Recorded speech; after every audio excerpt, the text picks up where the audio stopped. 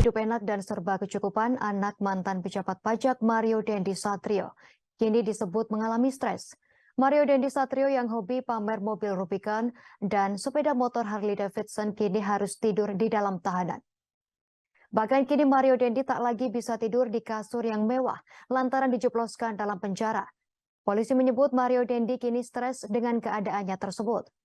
Kapolsek Pesanggerahan Kompol Tejo Asmoro menjelaskan di dalam tahanan, Mario Dendi Satrio hanya diam saja.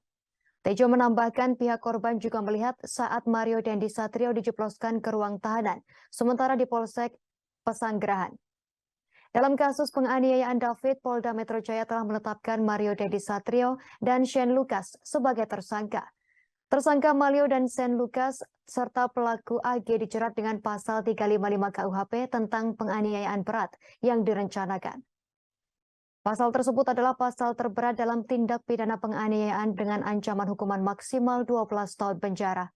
Menurut Syahwan, penerapan pasal 355 KUHP kepada Mario, Shane dan AG sudah sesuai dengan fakta hukum.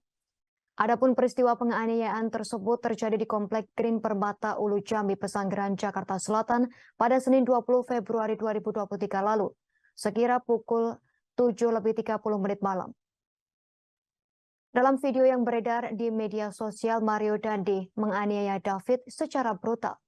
Mario memukul, menendang, dan menginjak kepala David hingga korban menderita luka serius dan sempat mengalami koma. Direktur Reserse Kriminal Umum Polda Metro Jaya Kombes Hengki Haryadi mengatakan penyidik menemukan bukti bahwa penganiayaan yang dilakukan Mario Dendi dan kawan-kawan kepada David sudah direncanakan sejak awal. Satu bukti yang ditemukan adalah chat atau percakapan WhatsApp. Selain itu, lanjut Hengki, polisi juga menemukan bukti lain seperti video di handphone dan rekaman CCTV. Dengan bukti-bukti tersebut, polisi dapat melihat secara jelas peran dari masing-masing tersangka dan pelaku.